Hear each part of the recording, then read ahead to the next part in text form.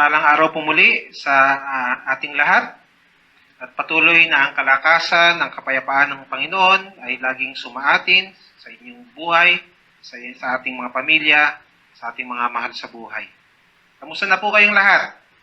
Ay bilis po ng panahon, hindi po natin mamalayan, maya-maya ay bear season na. Pero bago po tayo dumako sa ating lesson or sa ating topic, maiksi lang pong panalangin, tayo pong lahat ay yumuko. Let's pray. Makapangyarihang Diyos at aming Ama, salamat at ikaw ay kaliwanagan. Bigyan mo nga po ang bawat isa sa amin, ang aming puso at aming isip, na liwanag na nagmumula sa iyo. Nang maunawaan po namin ang hiwaga ng mga nagaganap sa aming buhay at magkaroon kami ng tamang reaksyon at tamang puso patungkol dito. Puspusin mo nga po kami at patawarin at linisin sa lahat ng aming mga kasalanan, kakulangan at karumihan. Sa kapangyarihan ng dugo ng Kordero ng Diyos, and may we ask that you would bless the message and you would anoint your messenger. Let your word become our food, our strength, and our medicine. This we ask in Jesus' name. Amen. Amen. As usual po, ang title po ay ipapakita at the end of the discussion. Gusto niyo pong ma-anticipate as we go along, check niyo po kung ano yung pamagat ng ating aralin. Sa normal po na takbo ng buhay, sa buong sangkatauhan, normal na po yung tayo ay nakakabalita, tayo ay nakakarinig ng mga masasakit at mga mapapait na pangyayari. Halimbawa po, matagal na naghintay ng pagbubuntis at nang mabuntis ay nakunan. Di naman kaya maraming taon na nag-ipon, namuhunan, at nagkaroon ng isang negosyo, pero nalugi. O isang minamahal sa buhay ay maagang binawian. At sana marami pang taon ang pwede niyang itagal. Di naman kaya isang kasal na hindi natuloy. Isang tao na nagkasakit ng cancer o hindi nakapasa sa board exam, etc., etc., etc. Ang madalas na nagiging katanungan ng marami, bakit Lord? Susubukan po natin bigyan ng liwanag ang mga bagay na ito at atin pong pag-aralan kung kalooban nga ng Diyos ang bawat bagay na dumarating sa ating buhay. Ang mga katanungan na talaga bang inassign ni Lord ang mga kapighatian mo? Kagustuhan ba ni Lord ang bawat bagay na nangyayari sa iyo? Dahil sa mga ganitong kaganapan sa buhay, marami nga ang mga tao ay nadidismaya. May mga lumalamig sa pananampalataya at ang ilan marahil ay tumatalikod sa mga pangako ng Diyos. Sabi nga, one great source of disappointment is the wrong perception of God. Ulitin ko lang po. One great source of disappointment sa buhay ng mga tao ay yung maling perception, maling pananaw patungkol sa Diyos. Ito lang po mga halimbawa ng maling pananaw patungkol sa Diyos. Minsan tingin natin dahil tayo ay makasalanan in the past, kaya kaparusahan ng Diyos yung mga tingin natin ay kamalasan na nangyayari sa buhay natin. O di naman kaya dahil ikaw ay hindi nakatapos, kaya deserving mo na hindi maging successful sa buhay. O dahil marami kang kakulangan, ay hindi itinakda na ikaw ay maging maunlad. At sa maraming beses kang nalugi at naloko, tingin mo'y pinagkakaitan ka ng Diyos ng isang masaganang buhay. Sa ilang beses ka nag-take ng board exam at hindi ka pumasa, ang tanong mo ay, bakit Lord? Maaari ho, ang ilang mga tao na ang pananaw nila pag sila ay lumapit sa Diyos, pag tinanggap ang Panginoong Kristo Jesus sa kanilang buhay, wala nang magiging problema, wala nang cancer, wala nang mga trials, wala nang mga persecution. Kung ganito po ang magiging pananaw natin sa Panginoon, Kapag darating ang mga masasalimuot na kaganapan sa ating buhay, malamang isisisi natin sa Diyos. Kapag inakala natin na ang lahat ng nangyayari ay ginagawa ng Diyos at ang mga hindi nangyayari ay pinagkakait sa atin ng Panginoon, ang mangyayari ho niyan, talagang sisisihin ho natin ng Diyos sa mga nangyayari sa ating buhay.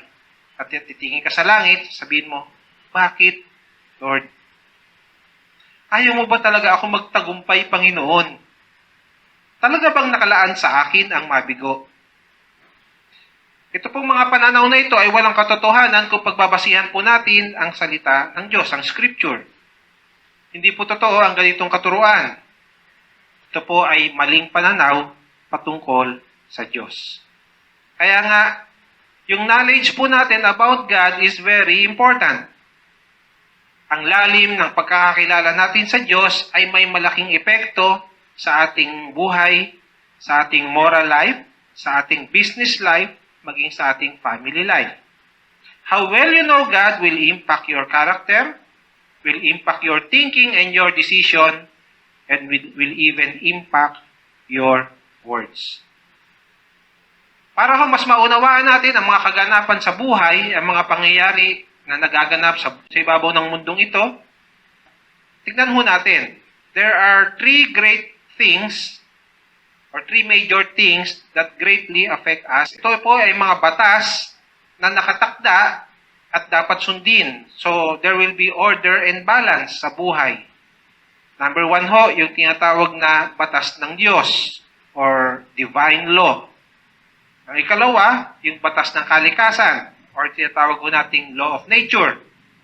At yung ikatlo ay batas ng pamahalaan. Ito ho yung mga statutory and regulatory laws. Hindi po sa bawat sandali, para sa 90 billion na katao sa buong mundo, ay kailangan magpasya ng Diyos para sa bawat isa kung ano ang mangyayari at hindi mangyayari sa mundo. Ito hong mga batas na nasabi ho natin, tatlong to, they are in place many years ago. To be followed by nature as a guideline for all living creatures, including us, so that there will be order and balance dito ho sa mundo. Pusisiin ho natin. Yung tinatawag kong natural law or yung law of nature. May kasabihan nga ho na kusang umiikot ang mundo. During creation, ito hong mga batas na ito ay nilagay na ho ng Diyos. So that everything will be put in order. So that there will be balance in all life cycles and in all generations. So hindi na po kailangan ng Diyos na magpasya kung sisikat ang araw o kung lulubog ang araw. Hindi na ho kailangan magpasya araw-araw ng Panginoon kung saan ito sisikat at saan ito lulubog. May batas na ho ang kalikasan para diyan. Umaandar ang mundo at ang mga planeta ayon sa mga nakatakdang batas. Hindi na kailangang araw-araw iutos ng Diyos na maging maliwanag sa araw at maging madilim sa gabi. Ito po ay batas na ng kalikasan. Sabi nga po ng Jeremiah 33 verse 25, ngunit sinasabi ko naman kung papaanong itinakda ko ang araw at ang gabi at ang tiyak na kaayusan sa langit at sa lupa. Sabihin ho natin, itinakda. So, ang mga batas ng kalikasan ay matagal na pong itinakda ng Diyos. At kusang iikot ang mundo ayon sa mga batas na ito.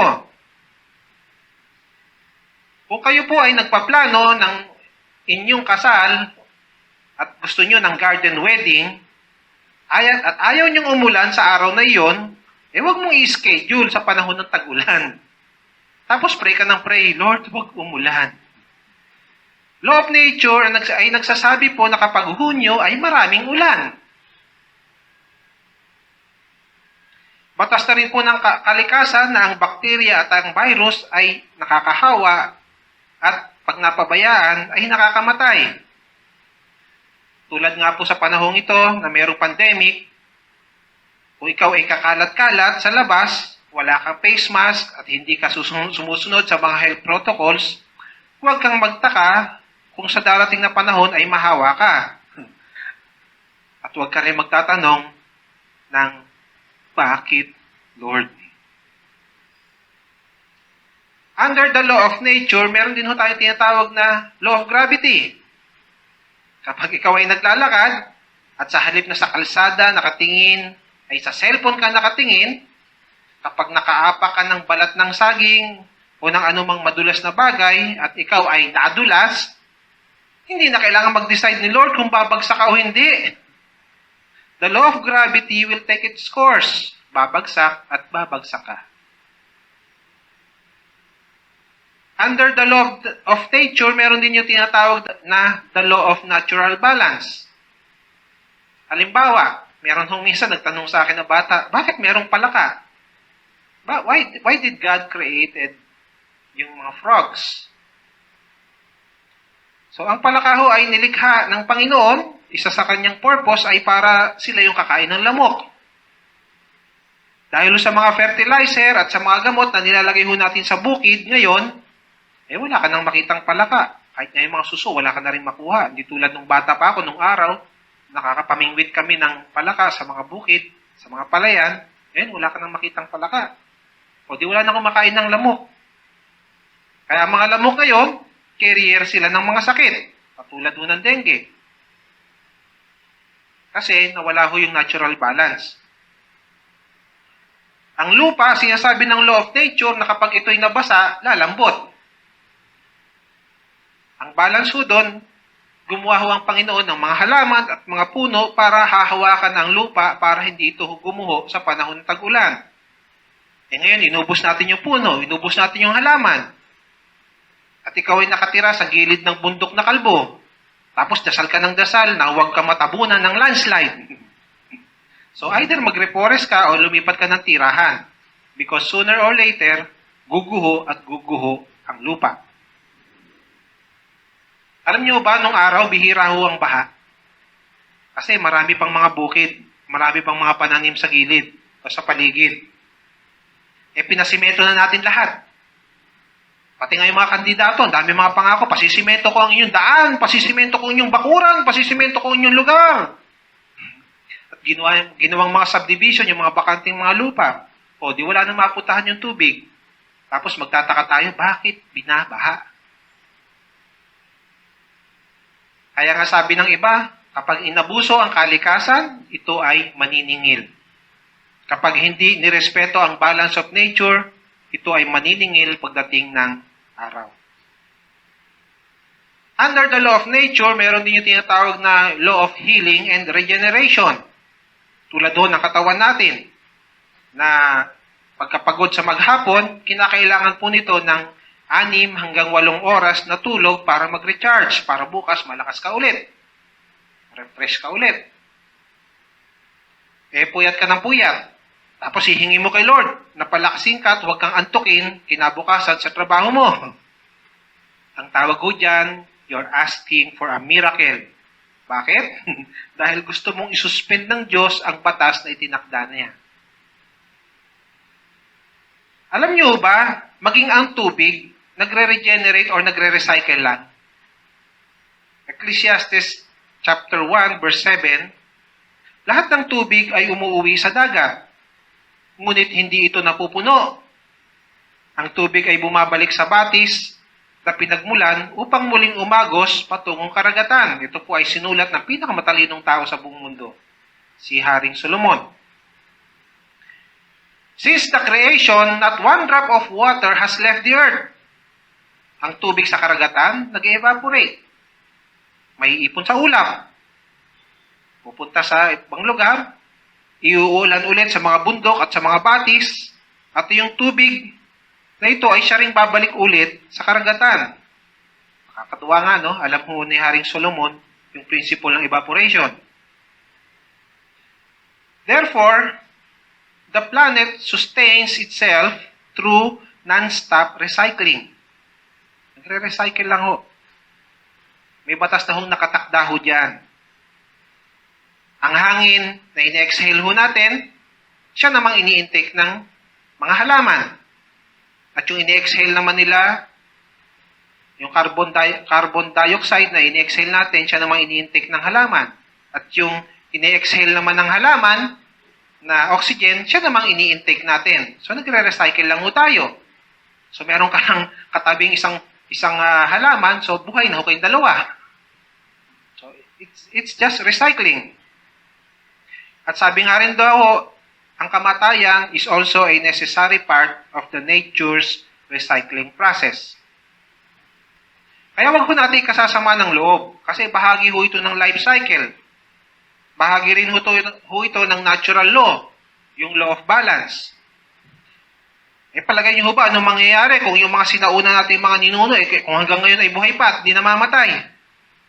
Abay malamang na pagkasikip-sikip na ng planeta. In John chapter 12 verse 24, tandaan ninyo, malibang mahulog sa lupa ang butil ng trigo at mamatay, mananatili itong nag-iisa. Ngunit kung mamamatay, ito'y mamumunga ng sagana. Alam nyo, ang maging ang Panginoong Hesus namatay upang dumami tayong mga Kristiyano. Hindi nga siya exempted eh. So, ganun po talaga ang buhay. Kaya nga sabi ng iba, una lang. Kaya nga under the natural law, may tinatawag din hong life expectancy. May batas din ng kalikasan para ho dyan, na itinakda para dyan. In Psalm 90 verse 10, buhay namin umaabot ng 70 taon, singkat. Minsan na may umaabot ng 80 kung malakas. Ayo, hindi kung maingat ka sa katawan mo, so sabi ng Bible, abot ka ng 80. Meron namang iba talagang malakas ang katawan at maingat sa katawan, umaabot pa ng 90 hanggang 100. At meron pong 4 na batas sa kalusugan na dapat din po nating sundin kung gusto nating mahabang buhay. Or tinatawag na 4 foundations of health. Una ho, healthy food. Recommended ho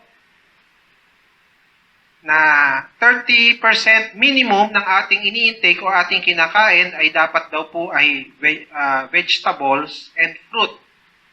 Mahigit at minimum 30% or mas mataas pa o higit pa na dapat ang intake ho natin ay gulay at prutas para maging healthy tayo. Yun o, puro junk food yung kinakain ho natin. So, sumasalungat ho tayo sa batas ng kalikasan. Pangalawa, yung tinatawag nating batas ng kalusugan. Yung una, healthy food. Yung pangalawa, exercise.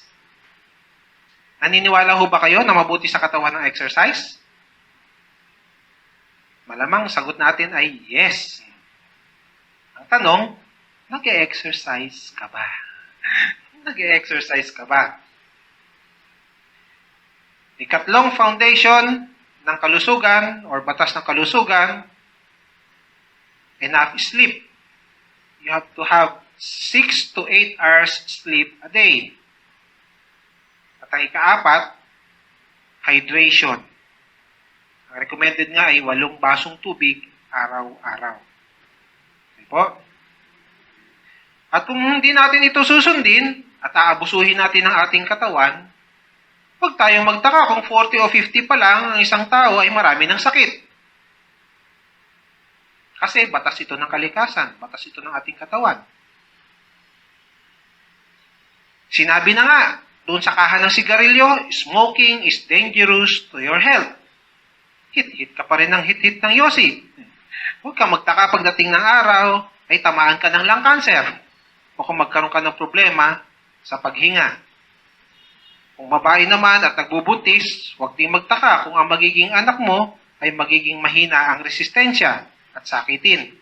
Kasi may epekto yung paninigarilyo at pag-inom ng alak sa pagdadalang tao, sabi ng mga doktor.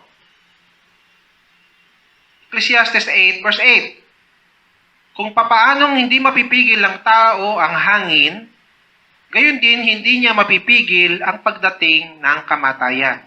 So kahit kung gaano tayo kaingat sa katawan, darating ang puntong ito sa ating buhay. This is the law of nature. Maaari lang ho nating madelay. Pero hindi po natin mapipigilan. Lahat po tayo darating doon. Kaya nga sabi ko nga kanina, una lang.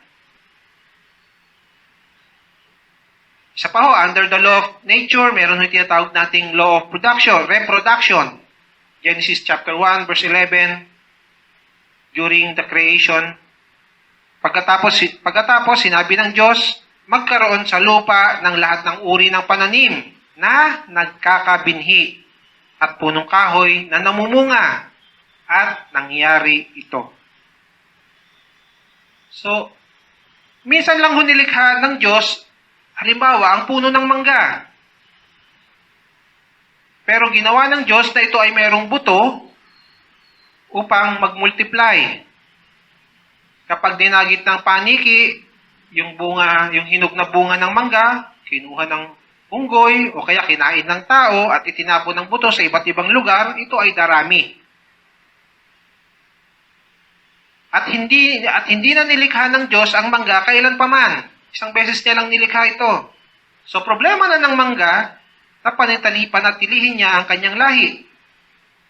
Same principle sa lahat ng mga halaman, maging sa lahat ng mga hayop. Kaya nga iniiwasan natin yung tinatawag na ma-extinct. So ang lahat ng nilikha ng Diyos ay may sumasaklaw na law of reproduction. Ang mga halaman, meron itong pollination, to multiply. Katulong dito yung mga bubuyog at mga paru-paro. Yung mga prutas, may maliliit na buto. Kinakain ng ibon, at ito ay dudumi ng ibon sa ibang lugar. Pagbagsak ng ipot sa lupa, may kasama ng fertilizer. Maging ang tao o hayop, meron din pong mga tinatawag na reproductive system to multiply. Nakakatuwa nga po kahit ngayong buko, pagmasdan natin, magtataka ka kung bakit ang ganda ng kanyang design, no? Paano nga naman dadami yung buko kung ito ay ganun kataas, nalaglag at nabasag? So, ginawa ng Panginoon na matigas yung kanyang shell. Nilagyan po ng Panginoon ng husk o yung bunot para pagbagsak may shock absorber para hindi mabasag. Alam niyo ba kung bakit ito ay bilog? Para, di ba, mga puno ng nyug madalas nasa malapit sa dagat. So pagbagsak nito, ito'y gugulong, pupunta sa dagat. At ito'y maglalakbay sa dagat, papupunta sa mga ibang isla, kaya makakaroon din ng buko sa iba't ibang mga lugar. Alam niyo kung bakit merong tubig yung loob ng buko? Kasi sa paglalakbay dito ng matagal, mauuhaw, kaya meron siyang bahong tubig. So, minsan lang nilikha ng Diyos ang buko. At meron ng sariling mga batas ang kalikasan para ito ay mag-multiply. Sabi nga ng isang preacher, our God is in the business of multiplication. Natatandaan pa ho ba natin? Ano ang kauna-unahang utos ng Panginoon sa tao? Go and multiply. Genesis chapter 1, verse 28. The first commandment ng Diyos sa tao is to multiply. Tignan din nyo, in Luke chapter 6, verse 38. Magbigay kayo, bibigyan kayo ng Diyos, hustong takal, siksik, liglig, nag-uumapaw. So God is in the process or in the business of multiplication. So when you are giving, God will multiply what you sow. Gayun din ho, yung parable of the talents. Tatandaan pa ho natin yon. Umalis ho, sabi ho ng Panginoong Hesus, nung kinukwento niya ho yun, ganito ang kaharian, ganito katulad, ito ang paghahalin tulad sa kaharian ng Diyos. So yung Panginoon daw, pumunta sa isang business trip at iniwanan ng ng 5 supot na ginto, yung unang kanyang alipin. At yung pangalawang alipin, 2 supot na ginto. At yung ikatlong alipin, 1 supot na ginto. So, ginawa ng mga alipin, nung unang alipin, ipinagtrabaho niya, ipinangalakal niya, at ito ay tumubo ng 5 pa ulit. Yung pangalawa, ganun din. Pinagtrabaho niya at tumubo ng dalawa pa ulit, yung 2 supot na ginto. Pero yung ikatlo, ibinao niya sa lupa. Kaya nung dumating yung amo, o yung Panginoon, sabi nung unang alipin, boss, ito yung 5, ito pa ulit yung 5. Nag-multiply. Kaya sabi ng Panginoon sa kanya, "Well done, my good and faithful servant." Sabi ng pangalawang alipin, "Boss, ito ho, yung dalawang supot ng ginto." Ito pa yung panay-bagong dalawang supot, kinita. Nag-multiply.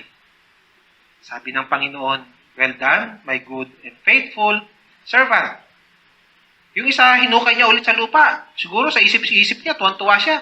Hindi nabuwasan, hindi nalugi, hindi nakupitan. Buong-buo, ibabalik ko sa aking Panginoon. Pero ano sabi sa kanya ng Diyos? Anong Panginoon niya?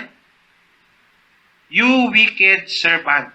Bakit to? Because God is in the business of multiplication. So, pakitanong ko yung ating katabi, nagmumultiply ka ba? Yun bang talent and skills na niregalo sa iyo ng Diyos, namumultiply mo ba, na isi-share mo ba sa iba? Yung mga biyaya na pinaparating sa iyo ng Panginoon, na itatanim mo ba sa iba? Ang ganda ho ng topic ko natin last week. Pwede nyo ulit niya ma-review sa Facebook page ng JIL Church Mabuhay City o kaya sa JIL Church San Isidro, Laguna. So, under the divine law, meron din po tayong tinatawag na yung free will. Okay ho? So, yung free will ho, part ho ng divine law. Na hindi ho lahat ng nangyayari ay ginusto ng Diyos para sa atin. Minsan tayo namimili. Tayo nagde-decide. Meron din po tayong sariling kalooban at pagpapasya. At kung minsan pa nga, yung ating kalooban o yung ating mga naisin ay labag sa kalooban ng Diyos. Proverbs 16, verse 1, "Nasa tao ang pag-iisip at pagbabalak, ngunit ang tagumpay ay sa Diyos nagbubuhat." So binibigyan ng Panginoon ang tao ng free will upang mag-isip at mag-decide. Ang Diyos naman ang magpapala at magbe-bless doon sa ginawa ng tao. That is, kung hindi labag sa kalooban ng Diyos yung ating ginagawa or yung ating pinagpasyahan. In 1 Corinthians chapter 10 verse 23, sabi ho ni Pablo, "Everything is permissible, but not everything is beneficial. Everything is permissible, but not everything is constructive." So pababayaan ka ng Diyos na mag-decide, pababayaan ka ng Diyos na gawin mo yung gusto mo. Pero sabi ng Bible, not everything will be beneficial. Hindi lahat ay magiging or makakabuti para sa iyo. So dapat nga maging maingat nga tayo when we decide. Kaya nga sabi ng Proverbs 3 verse 5 to 6, di ba? Seek the Lord, ask the Lord, ask for His guidance, ask for His knowledge. Halimbawa ho, kapag nag-decide ang isang tao na lumundag sa 5th floor ng isang building, hindi na kinakailangan mag-decide ni Lord kung babagsak siya o hindi. The law of gravity will cause him to fall. At yung taas na tinalon niya, hindi na rin kailangan mag-decide ni Lord kung mabubuhay siya o hindi. Dahil pinagpasyahan niya na yon nang siya ay lumundag. Kung ang isang tao ay nagpasyang mag-happy-happy, uminom ng maraming alak, hindi na kailangan mag-decide si Lord kung malalasing yung tao o hindi. It is the law of nature na ang alak ay nakakalasing kapag marami at sobra sa isang tao. At sa kanyang pag-uwi, nagkamali siya ng balanse ng kanyang motorsiklo, nabangga, nasagasaan at namatay. Mga kapatid, hindi pinagplanuhan ng Diyos na sa araw na iyon ay malalasing siya ay maaksidente at siya ay mamamatay. Ang tawag ho doon, free will. Kapag naglakad sa 10 oras ng gabi, ang isang babae sa isang madilim na lugar at medyo maigsi pa ang kanyang pananamit, hindi na kailangan magpasya ng Diyos kung siya ay mapapariwara. Hindi malayo na may mangyaring hindi maganda sa kanya. Pero mga kapatid, hindi po pinagplanuhan ni Lord na sa araw na yon ay may mangyaring hindi maganda sa kanyang buhay. Choice niya po yun. Huwag nating sisisihin si Lord. Kung ikaw ba ay magsuswimming sa beach, sa katanghaliang tapat, hindi na kailangan magpasya ni Lord kung ikaw ay magkaka-sunburn o hindi. Kung ayaw mo magkaroon ng sunburn, edi sa gabi ka mag-swimming. Meron ho tayong free will. Kung nag-decide ka na magtinikling at di mo kabisado ang timing, huwag ka magtanong ng, bakit Lord? Kung mamaga o magkapilay ang iyong paa dahil sa pagkakaipit. Kung meron ka namang exam sa school, pero ang inatupag mo ay barkada, laboy, computer games, cellphone games, tapos mananalangin kang pumasa ka sa exam. Ang kaya lang pong i-retain ng ating isip ay yung ating pinag-aralan. E kung hindi ka nag-aral, kahit anong piga mo dyan, walang lalabas sa kokote mo.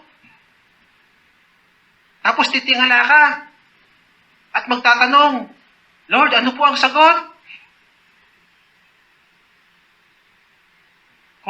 Kung ang asawa mo ay binubugbog ka, huwag kang magtanong sa Diyos ng, bakit Lord? Nung naniligaw pa lang sa'yo, butangero na. Sinagot mo pa't pinakasalan. Tapos pray ka ng pray. Pag-pray mo na lang, kapatid, na ma-born again. Kasi kaya naman ng Lord na magbago ng buhay ng tao. Pero kung tatanungin si Lord kung bakit gano'n ang buhay mo, kasi pinili mo yun eh. Psalm 84 verse 11, no good thing will the Lord withhold from those who walk uprightly. Wala daw mabuting bagay ang ipagkakait ng Diyos sa mga tumatalima sa Kanya. So kung makakabuti para sa atin, hindi yan pagkakait ni Lord, hindi yan ipagdadamot ng Panginoon. Pero papabayaan ni Lord na tayo ay mamili ng ating desisyon, na tayo ay mamili ng gusto nating daan, na tayo ang mamili ng gusto nating gawin. Pastor, God's will ho ba na yung isang misyonaryo, yung isang worker ng Diyos, tumawid sa isang isla para mag-evangelize, namatay. May notice na pala ang Coast Guard, malakas ang magiging alon, at may bagyo na paparating, pumalaot pa. Kung pinagplanuhan ba ni Lord na sa araw na yun, papupuntahin yung misyonaryo niyo sa kabilang isla, at sa kanyang pagpalaot, doon siya madidisgrasya? I don't think so. God's will po ba na isang naglilingkod sa simbahan, sa edad na 40, ay namatay sa sakit sa puso? Kung kabataan pala, mahilig na sa mga mamantika, mataba, makolesterol, kung pinagplanuhan ni Lord na bawian siya ng buhay sa edad 40, I don't think so. God's will po ba na ang isang kabataan ay masagasaan? Nung tumawid pala sa kalsada, may paparating na kotse, itinaas ang makapangyarihang kamay. Alam niyo ho yun? Yung pag tumatawid, gumaganon. Sabi ho ng law of physics, especially doon sa tinatawag na momentum, hindi ho kaya 100% hihinto agad ang isang tumatakbong bagay. Lalo na kung ito ay sasakyan, mabilis tumatakbo. It would take time. May momentum ho yan. Di ang basta 100% na biglang hihinto. Yung iba nakakagigil pagka tumawid, biglang gaganon. No? Alam mo, bigla kang kaya mo na biglang huminto agad. Tinamaan, sagasaan. Ngayon, kung pinagplanuhan ba ni Lord na mabunggo siya? No. May mga batas, ang kalikasan, may batas, at tinatawag na divine law, merong law of nature, merong batas din ng pamahalaan na dapat itong sinusunod para sa ating kayusan. Kung hindi po natin ito susundin, at ito ay ating aabusuhin, ang maaaring mangyari, tayo ay mapahamak, mapariwara, magkasakit, makulong, o mamatay. Kaya nga, yung mga batas sa buhay, alamin natin. Yung mga batas sa buhay, pakibagayan natin. Huwag kang makipagtalo at makipagtunggali sa mga batas na ito dahil hindi ka mananalo sa kidlat. Hindi ka mananalo sa rumaragasang baha. Hindi ka mananalo sa nangangalit na bagyo. At mas lalong hindi ka mananalo sa Diyos. So, balikan po natin yung unang katanungan. Pinagplanuhan po ba ng Diyos ang mga bagay na ito sa ating buhay? Ang lahat ba nangyayari sa ating buhay ay kagagawa ng Diyos? God's will ba na ikaw ay mabigo? God's will ba na ikaw ay masaktan? God's will ba na ikaw ay mahirapan? Ang sagot, hindi po. Jeremiah 29:11. Sapagkat batid kong lubos ang mga plano ko para sa inyo, mga planong hindi ninyo ikasasama, kundi para sa inyong ikabubuti. So yan po ang plano ng Diyos. Yan ang will ni Lord sa atin. Plano na magdudulot ng kinabukasang punong-puno ng pag-asa. Kaya lang, kung minsan, meron tayong free will. Yun ho yung will ni Lord. Kung susundin ho natin yung will niya, or kapag umaayon ho tayo sa divine law, kung ang katwiran ng Diyos ang ating ipapamuhay, at hindi yung katwiran natin. Ang tao pa naman, ang galing-galing at dami-daming katwiran. Galatians 6:7. Huwag ninyong linlangin ang inyong sarili. Ang Diyos ay di madadaya. Kung ano ang itinanim ng tao, yun din ang kanyang aanihin. Kaya, kung gusto mong umani ng mabuti, magtanim ka ng mabuti. Kung gusto mong umani ng pagtulong, pagdating ng araw, magtanim ka ng pagtulong. Halimbawa, kumain ka ng sirang pagkain. Pag nagtanim ka ng sirang pagkain sa iyong katawan, sirang tiyan naman ang aanihin mo. Kung kagustuhan ba ni Lord ang bawat bagay na nagaganap sa buhay mo, ang sagot, hindi. Malaki po ang role natin, malaki ang role ng ating decisions, malaki ang role ng ating actions sa magiging kaganapan sa ating buhay. Kaya nga dapat ay maging marunong tayo. Ang iba ho, ang tawag dito, law of consequences. Ang iba naman, ang tawag dito ay karma. Kung ano yung tinanim, siya ang iyong aanihin. Kung ano pinili mong desisyon, yun din ang consequences. Pastor, will ba ng Lord na lagi akong nalulugi sa negosyo? Kung hindi mo pinag-aralan ng maigi yung tinayo mong business, paano ito dapat paandarin? Saan ka kukuha ng mga materyales? Ang ba sa lugar na yon, yung negosyo? Pagkatapos, lagi ka pang wala. Kaya huwag ka magtaka kung bakit malulugi. Sabi ng Hosea chapter 4 verse 6, ang aking bayan ay nasira dahil sa kakulangan ng kaalaman. Sa Ingles, sabi ng Bible, my people perish because of lack of knowledge. O yung sinasabi nga ng iba na law of ignorance. Ang patutungan ho nito ay disaster. Sooner or later. Kaya nga magpakatalino po tayo sa salita ng Diyos para makaiwas sa maraming pagkakamali. Ang problema kasi sa marami sa atin, mas naniniwala tayo sa ibang tao kaysa sa sinasabi ng Bible. Tapos magtatanong ka, bakit, Lord? Kompleto ang Bible sa mga instructions and guidelines para sa ating buhay.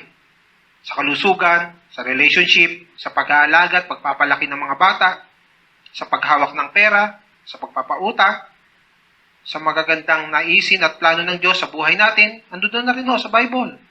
Kaya nga sabi ng Joshua chapter 1 verse 8, huwag mong kaliligtaang basahin ng aklat na yaon. Pag-aralan mo ito araw at gabi upang matupad mo ang lahat ng nasusulat doon. Sa gayon, giginhawa ka at magtatagumpay. Gusto mo ba man ng matagumpay at maginhawang buhay? Pakisabi mo sa iyong katabi, magbasa ka ng Bible. At kung sakali naman, sa kapanahon na ngayon, ay kayo may pasanin, dahil na rin sa mga consequences o inaani natin in the past, mabuti naman po ang Panginoon.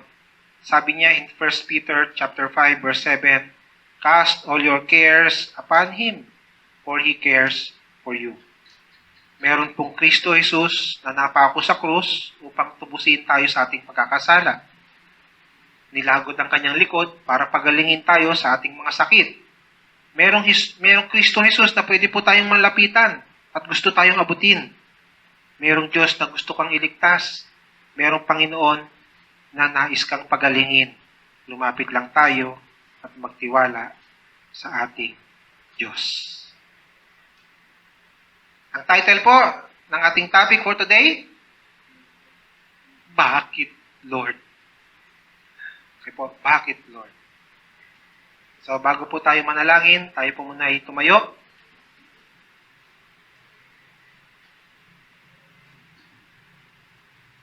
Sabi po ng Bible na wala pong lumapit sa Diyos na kanyang pinahiya. Sabi nga po ng Panginoon na, come, lumapit po tayo sa Kanya. Dahil siya ay mabuti, dahil siya ay tapat.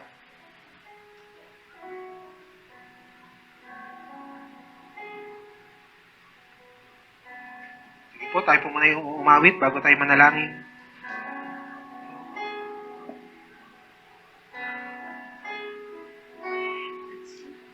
Sometimes I fail, but your mercy remains. Should I stumble again, I'm caught in your grace. Everlasting, your light will shine when all else fades. Never ending, your glory goes beyond all pain. My heart and my soul, I give you control. Consume me from the inside out, Lord. Let justice and praise become my embrace. To love you from the inside out, everlasting. Your light will shine when all else fades. Never ending, your glory goes beyond all fame. And the cry of my heart is to bring you praise from the inside out of my soul. Christ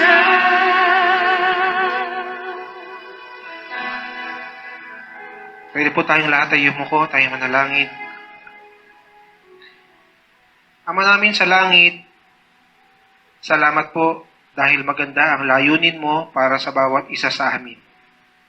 Bigyan mo nga po kami ng sapat na kaunawaan at karunungan upang makapamuhay kami ng may kaayusan at pagsunod sa iyo at sa mga batas ng buhay na itinakda mo. Patawarin mo nga po kami sa aming mga maling gawa, sa aming maling mga desisyon, at kung meron man sa amin na nagtatampo sa iyo, patawarin po kami, dakilang Diyos. Nawa, Panginoon, ay gamutin mo nga po ang karamdaman ng aming puso, sa aming mga kabiguan, sa mga dinanas naming kasakitan, sa mga disappointments po namin sa buhay. Ang kapayapaan mo nga na patuloy na bumalot sa aming puso at isipan, ay punuin mo nga po ang bawat isa sa amin. Dakilang Diyos, pagpalain mo nga rin po ang buhay, ang pamilya, ang tahanan ng bawat isang nakikinig, bawat isang nanonood ng telecast na ito.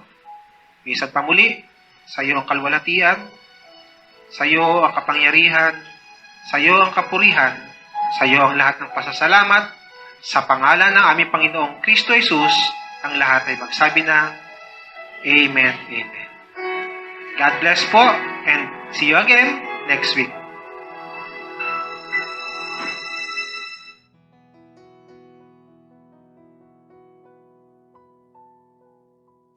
Praise God. Sa lahat po ng tatanong, bakit Lord? Ito po ang kasagutan. Praise God. Lahat po ng tatawag sa pangalan ng Panginoon,